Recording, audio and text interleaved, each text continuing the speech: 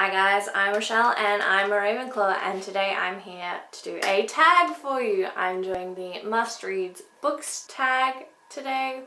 This tag was originally created by Ellie over at the Bibliophile. I'll leave a link to her channel and the original video down below. I initially saw this tag being done by Mercedes over at Mercy's Bookish Musings. I will also leave a link to her video down below if you want to check her out.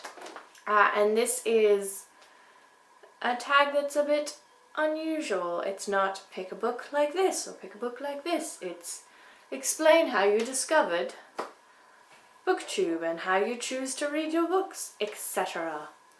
So I thought that this would be an interesting way for you guys to learn a little bit more about how I choose books, how I read, etc. So the first question is to name the main ways you discover books to read, whether this is off YouTube, hype lists, etc, etc. I will say that the way that I discover books has changed very drastically since I discovered BookTube. Before I discovered BookTube, I found books in one of three ways. I would be going through the library shelves at school or my local library and see a title that caught my eye or a cover that caught my eye, and I would read the synopsis, and if I enjoyed the synopsis, I picked up the book. It was that simple. That's how I found a book. Alternatively, if you guys have been watching my #SorryNotSorry bank account book haul series, you will also know that there is an event where I live called the Lifeline Book Fest, and I used to go every year with a certain amount of money, and I would just troll the tables, and there's a lot of tables. There's a couple of kilometers worth of tables, so a couple of miles worth of tables, and I would just, again, pick up a book that looked interesting, which is originally how I discovered Brandon Sanderson. Or I would go to my local bookstore and I would be perusing the fantasy shelves, and I would see written reviews, like staff reviews of certain books, which is how I discovered Name of the Wind by Patrick Rothfuss. It had just come out. One of the people at the store had written a review saying that this was an amazing fantasy and that everyone should read it, so you know what? I picked it up. It was a much simpler time. Now the main way that I discover books are all internet related. Like, I go on Goodreads and I see what Goodreads has to recommend. I will go back to a book that I gave 5 stars and I will look and see at the Readers Also Enjoy section. Or I will get recommendations of people that follow me on Goodreads. They'll occasionally recommend me a book. I'm like, hey, that sounds cool. Or I'll be trolling through the internet and see lists of, if you like this, try this. And of course there is now BookTube, where the people that I follow have very different, wide-ranging reading tastes. And if I see a book in a haul and I like it, I go on Goodreads and I read some more about it. I look at the reviews. And yeah, that's the main way I discover books now. The internet. This question asks us to show off books that we have discovered via our methods. So I quickly did a run around my room and grabbed books that I discovered using the powers of the internet. I'm going to quickly do a run through of these very, very quickly. I'm not going to go into like synopsises and stuff. So the first one that I have got is Murder of Crows. This is a stand-in for Written in Red by Anne Bishop, because I saw this on a bunch of booktuber channels and it was also recommended to me on Goodreads. I read the first book of Written in Red and immediately lent it out to a friend because I was like, you need to read this. This needs to be in your life. So I currently don't have that copy. But yeah. The next book is Cinder by Marissa Meyer. I love this book. I gave it a 4.5 stars, I think. I have not read Winter or Stars Above yet because they're not out in the edition that I own currently, but they are soon, so we'll be finishing that very shortly. The next book is also standing in for another book, and that is The Exiled Queen, which is standing in for The Demon King by Cinder Williams-Chimer. Read this series entirely based on Reagan from Peruse Project's recommendations. A+ choice, girl. A+ choice. The next book that I picked up because of BookTube is Eon by Alison Goodman. I saw it in the bookshop one day and was like, I've seen that on BookTube. I'll pick that up. The next one that I read because of BookTube is Red Rising by Pierce Brown. Again, thanks internet. Another book that I picked up because of the internet is Grave Mercy. 5 stars. Loved it. And then The Winter's Curse. I'm getting real close to being done, guys. And the last 2 books that I picked up because of the internet were Trader's Blade by Sebastian de Castell and Daughter of Smoke and Bone by Laini Taylor. Internet, you've been treating me right. Question number 2 is,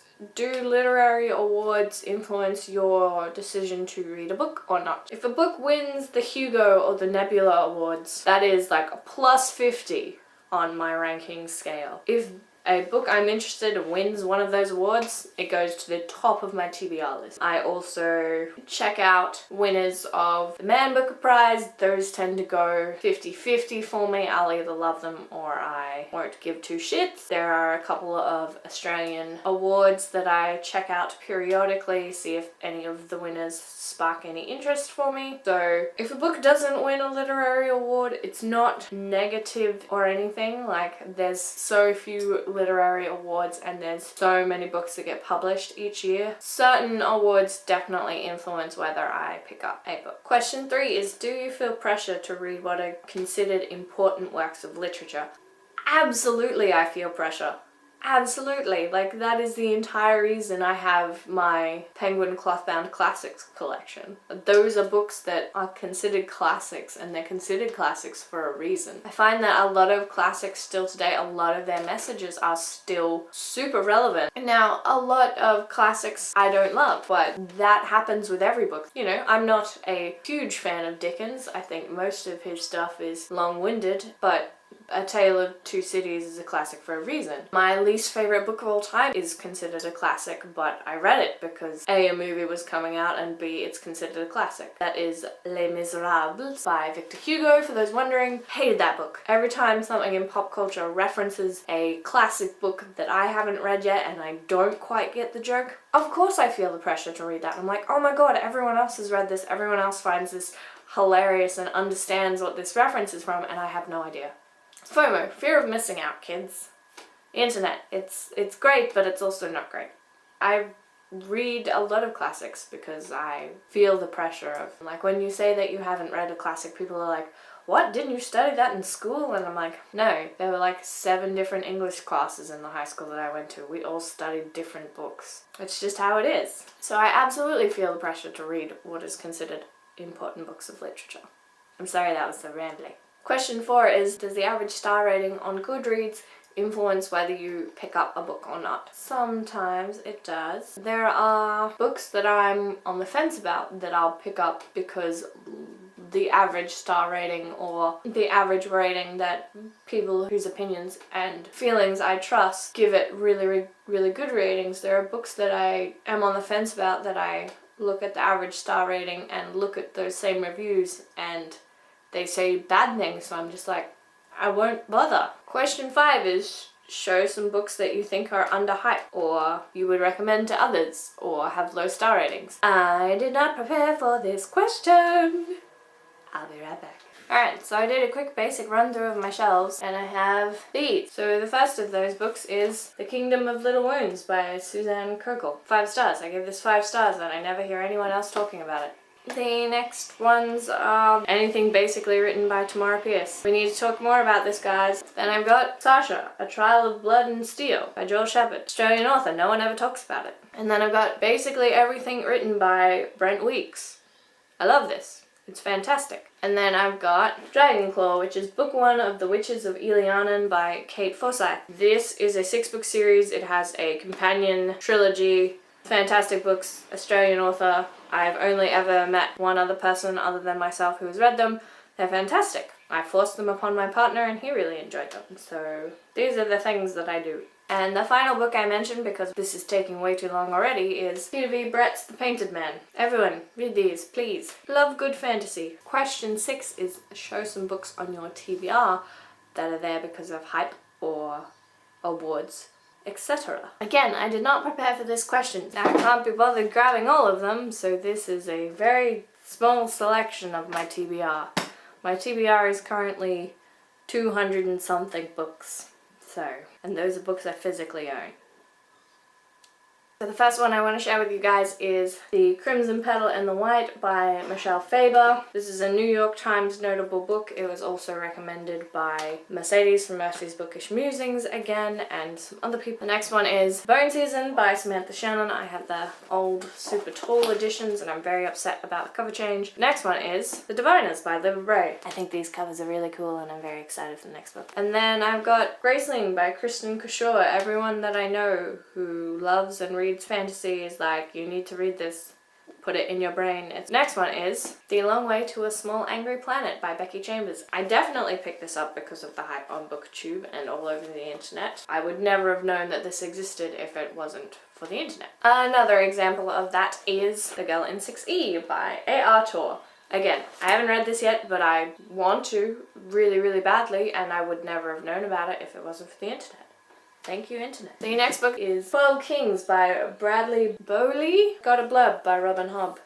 That's a good way. And then I've also got Fortune's Pawn by Rachel Bach. The hype train is real. Then I've got a new release, which is Spellslinger by Sebastian de Castell. I picked this one up before I had read Trader's Blade, purely because of the hype and the cover. The cover is so beautiful. And then I've also got Finnegan of the Rock by Melina Machado, which is an Australian author. I'm pretty sure this has won several awards at this point. Then I've got Theft of Swords by Michael J. Sullivan. This is, again, another hype train. And then I've got Anna and the French Kiss by Stephanie Perkins. Everyone loves it, and I'm not a huge contemporary fan, but you gotta try these things sometimes. And then the last thing I'm going to show you guys is The Queen of the Teeling. Yes, that's right, I haven't read this yet. I really need to read this, especially since I have an arc of Invasion of the Teeling, and it came out, I don't know, several years ago at this point. So, really need to read this. That is it for my tag today. This was so much longer than I thought it would be. This was only 6 questions, but I didn't adequately plan, so that's my fault. I talked about a lot of books today. If you have read or if you plan to read any of the books that I talked about, please leave me a comment. I would love to hear from you about them. Specifically, if you have also read The Witches of Ely Arden, because that book needs more love. That series needs more love. That author needs more love. Everything about it needs more love. Again, if you have read any of these underhyped books, hit me up. Let me know so I can talk to you about them, because lots of people haven't and I'm sad. Alright guys, well that is it from me today. I have to go and repair the damage that I have just done to my bookshelves, but I've got some fixing to go do. I hope you guys have a magical day. Bye!